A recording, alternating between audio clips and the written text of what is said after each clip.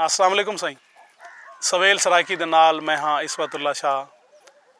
सवेल सराइकी ज़बान ते अदब दी तरवीज वास्ते वधारे वास्ते एक खूबसूरत यूट्यूब चैनल साढ़े दोस्त साईं गयूर बुखारी साहब ने बनाए। तो आपको अरदास है कि तुसां ई चैनल को अगर हाली तई सब्सक्राइब नहीं किया तो फौरी तौर पर इको सब्सक्राइब करो, घंटी का बटन दबाओ ताकि हर आने वाली नवी शानदार और दिलचस्प वीडियो तुहाडे ताईं पुजदी रहे। सही अगर ज़बान की गाल करूँ तो ज़बान सकाफत का एक बहुत खूबसूरत इजहार है। ज़बान के जरिए ही सारे जज्बात का इजहार थींदे। असां अपने सिक्कां अरदासां ख्वाहिशां उमंगां दुआवां दुख सुख महरूमियाँ ज़बान के जरिए बयान करने हैं। ज़बान एक कीमती सरमाया है, माँ बोली है और मात राही साकू प्यारी है। इकू तरक्की देवण, इकू वधावण, इकू अगू ते अगलिया नस्लों ती टोरण सारा फ़र्ज़ है।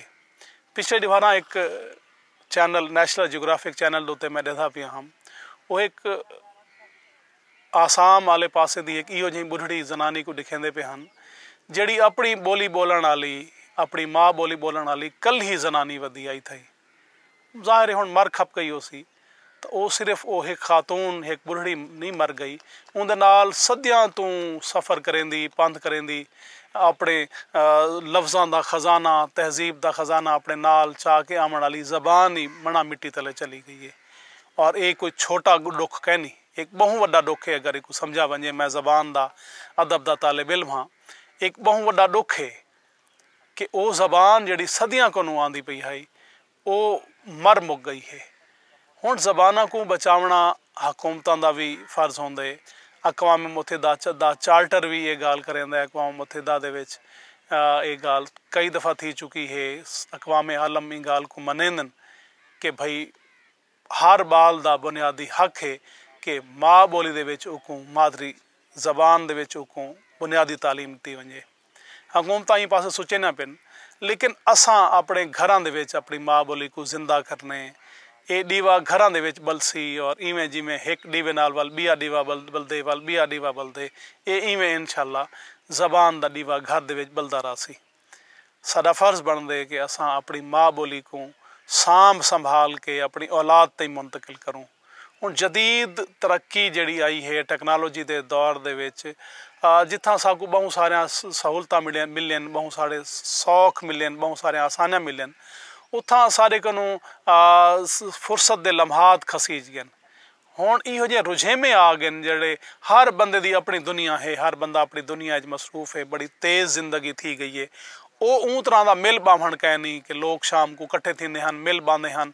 ज़बान की तरक्की थींदी रहंदी है गैर शौरी तौर पर किस्सियां के जरिए कहानियां के जरिए लोक गीतों के जरिए अखाणा के जरिए पहाकियां के जरिए बुझारतां के जरिए या जड़े सारे अखाण हन किस्सा गो किस्सा सुनते हैं तमाशे होंदे हैं वक्तियां होंदिया हैं वो तो हुण रहे ना।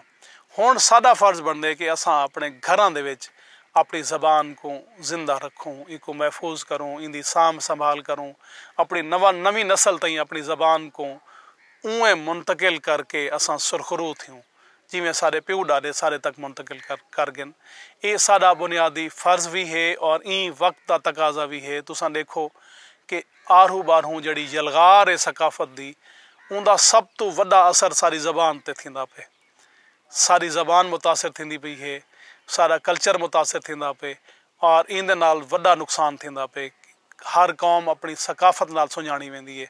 जड़ी कौम दी सकाफत कहनी उनका जण धण कहनी रहन सहन दे अपने अनोखड़े तौर तरीके कहनी तो उनकी अंज सुञाण कहनी। साड़ी सुञाण का बेहतरीन जरिया सारी ज़बान है। ज़बान महफूज है तो सारी सुञाण महफूज है। अज कौमां इहो तशखुस दी सुञाण दी जंग लड़दियां पेन और इंदे वास्ते साडा जड़ा घर है ये साडा पहला दिफाई मोर्चा है। घरों असां तकड़े थूं अपने घर च माँ बोली को महफूज करूँ, अपने बालों को अपनी माँ बोली दे के असां बहल टोरूँ ताकि वो वल जित मर्जी वधा रहे उन्हें कदरां उन्हें वैल्यूज़ उन्हें नाल नाल इवें पंथ करे सन। ये सारा फर्ज है कि असां जिमें अपने वालदैन कनू अपने प्यू डाडे कनू अपने पुरखा कनू अपने कदरां गिदन, रस्मां रीतां गिदन, सोहने तौर तरीके गिदन, रहन सहन दे अंदाज गिदन, जबान गिदी है, लिबास गिदे। इवें असां अपने साम संभाल के अगले नस्लों तक मुंतकिल करूँ और सुरखरू थियूं।